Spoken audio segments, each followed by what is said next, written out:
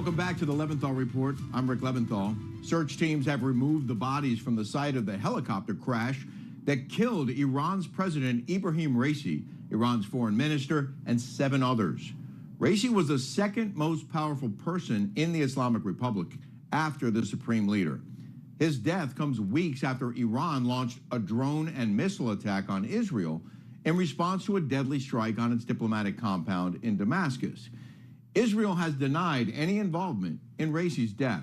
Correspondent Sarah Williamson has more. Yes, good evening. Iranian President Ibrahim Raisi was traveling by helicopter on Sunday night when poor weather caused it to crash into the mountains near the border with Azerbaijan. The charred remains of the helicopter were found on Monday night after overnight search and rescue efforts in the blizzard conditions. Footage shows the wreckage scattered on a foggy hillside, with separate images showing Red Crescent workers carrying a covered body on a stretcher. Foreign Minister Hossein Amir Abdullahian and 6 others were also aboard the helicopter and were killed. Amir Abdullahian represents the hardline shift in Iran after the collapse of the nuclear deal after former President Trump unilaterally withdrew from the accord. Raisi was seen as a possible successor to Iran's supreme leader, Ayatollah Khamenei. He's also known as the Butcher of Tehran for his role in overseeing mass executions of thousands of political prisoners in 1988. He later presided over the brutal crackdowns on anti-government protests, including the 2022 mass protests over the death of Mahsa Amini, killing more than 500 people and detaining some 22,000 others. Messages of condolence have been pouring in from Iran's regional neighbours and allies. Russian President Vladimir Putin calling Raisi, quote, a true friend of Russia. Chinese leader Xi Jinping says that Chinese people also lost a good friend. And Indian Prime Minister Narendra Modi says that his contribution to strengthening the ties between Iran and India will be remembered. Supreme Leader Khamenei holds the ultimate power in the Islamic Republic and says that first Vice President Mohammad Mokhber will take up interim position as the president until the elections are called on June the 28th. Back to you. Well, Israeli leaders are rushing to defend the Jewish state after the International Criminal Court announced it's seeking arrest warrants for Prime Minister Netanyahu and other top government officials over Israel's response to the Hamas terror massacre. Our Daniel Cohen is in Tel Aviv with more on the outrage and Israeli reaction to the death of Iran's president. The latest on the death of Raisi in a moment. But first, the other huge story breaking today. Members of the War Cabinet at Military Central Command right behind me are slamming the ICC's move today as disgraceful. Here's Prime Minister Netanyahu in April warning arrest warrants for government officials defending Israel after the barbaric terror attack would be a scandal of historic magnitude. Branding Israel's leaders and soldiers as war criminals will pour jet fuel on the fires of anti-Semitism, those fires that are already raging on the campuses of America and across capitals around the world. It will also be the first time that a democratic country fighting for its life according to the rules of war is itself accused of war crimes. Today, the prosecutor of the International Criminal Court requested arrest warrants for Netanyahu, his defense chief, and 3 Hamas commanders, lumping Israeli leaders in with terrorists who ordered women raped, babies beheaded, and put in ovens.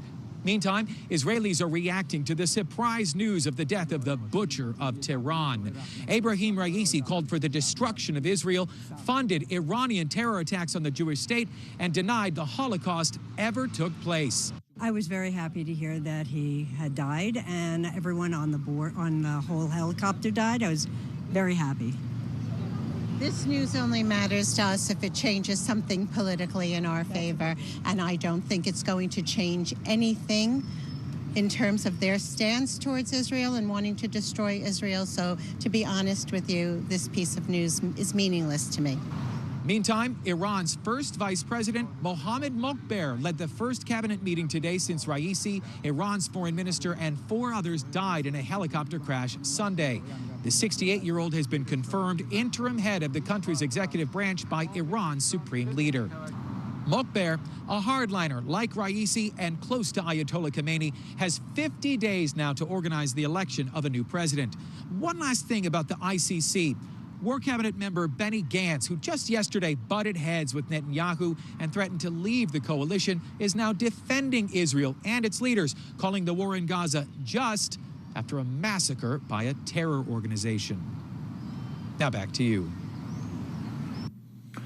Let's welcome in now Navy Lieutenant Commander and national security expert Dr. Zuhdi Jasser, who is also running for Congress in Arizona. Zuhdi, thanks so much for being with us. First and foremost, I don't know, could you hear Daniel Cohen's report? And you have people on the street in Israel basically celebrating a helicopter crash. You don't always hear that, but obviously these two are arch enemies.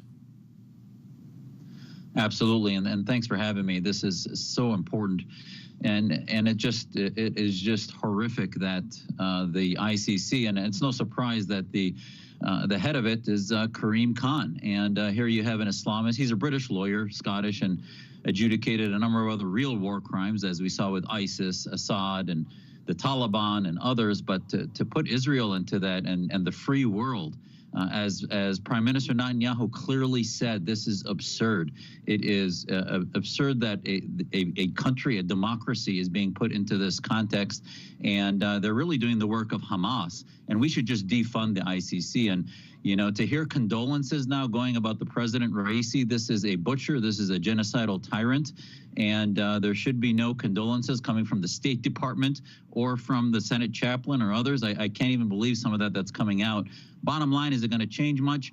Not too much. Now, obviously, this appears to be an accident because of the weather and other things, but you know, having been the son of Syrian immigrants that came here in asylum away from the Ba'athists, I can tell you there's some palace intrigue there. So regardless of the karmic cause of Raisi's death, the reality is that there were only two that were in place to take over for Ali Khamenei, the real head of Iran, which is the Islamic Supreme Council. And one was Raisi, the hanging genocidal judge, and the other was Ayatollah Khomeini's son, who is basically Muqtabar, and he is now set to be in line. Well, that sort of answers my next question, which is how the death of Iran's president might actually affect the Middle East situation and the relations between Israel and Iran, and do things get any better now? Is that even possible? It's not going to change. You know, all these guys are like heads of a hydra. You remove one, whether it's the head of ISIS or the head of IRGC or the head of Iran, you know, you're going to get two more that come up. So really the hope for changing the Middle East would be the Iranian Revolution. That's who we should be praying for, is the murdered, not the murderers. And they should be getting the condolences of our State Department. But at the end of the day, this does bode for the change, if you will, and more like palace intrigue. The Islamists got their you know, populist movement initially in '79 by saying that they were going to be different than the monarchies, etc.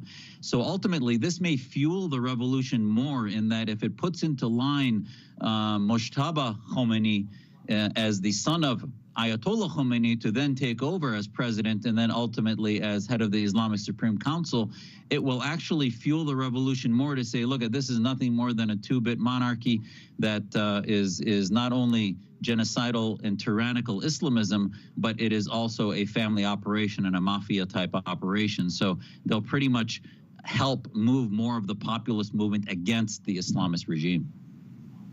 Well, Dr. Jasser, you're obviously well aware that the U.S. has imposed a bunch of sanctions against Iran, which includes restrictions on replacing aircraft. An ex-Iranian official has partly blamed the U.S. for the crash, since Raisi was flying in a helicopter apparently manufactured more than 25 years ago, back in 1998. So how likely is it that this crash could be or should be blamed on aging equipment? If it is, how much of the blame actually falls on the U.S. and how much on the Iranian regime for spurring those sanctions in the first place? Rick, I guess they're learning gaslighting from university students across the country here. But, you know, ultimately, the reality is they've dumped billions into arming Hamas. You know, they have dumped tons of money. Yeah. So, you know, none of that falls on any reality. And the reality is they're using their fuel that the Biden administration gave them much more of, releasing billions a few months before October 7 happened. So, you know, it's not the maximum pressure policy that President Trump had anymore in the last 3.5 years. This has actually released money, so that makes no sense. I do have a question about the ICC, but before we get to that, you kind of hinted at it. I mean, obviously, Israel has reasons to want Iranian leadership dead. Do you think it's possible that they took down that chopper? Just the circumstances of it, and you know, every time you look at an operation, like for example, when there were assassinations done, whether it was of you know, the head of one of the heads of the IRGC, or whether it was related to nuclear, there needs to be a result that's worth doing that. And there's nothing that changes here really, as far as the policy, as far as the distractibility. So I really don't see that that was an operation done by Israel or any of the Western democracies. Okay, well, you mentioned the ICC that Daniel Cohen covered in his report, that the prosecutors are seeking arrest warrants for Israeli and Hamas leaders, including Netanyahu. Israel War Cabinet Minister Benny Gantz also threatened to quit over the weekend. Do you think the Biden administration maybe should have told the ICC to stand down and leave this one alone? Yeah, there's so many things they should have been doing, defending our ally, not holding back money that they need, billions that the Congress had already approved. But they seem to always do what seems to be in the interest of the global, you know, anarcho-communist jihadist movement, rather than the actual allies that we have in Israel, and standing by them. So, you know, we should defund the ICC. We should defund the UN.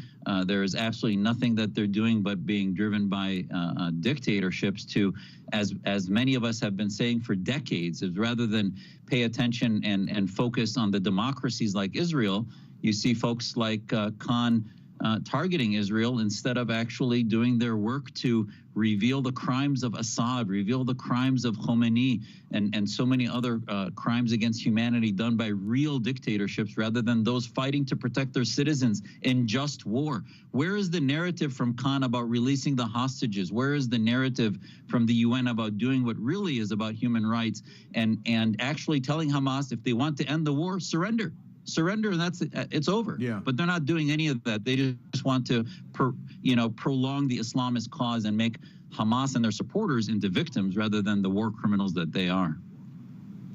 We've been talking about that since we launched this show, Dr. Zuhdi Jasser. We really appreciate your intelligence and your insight, and I wish you luck on your campaign, sir.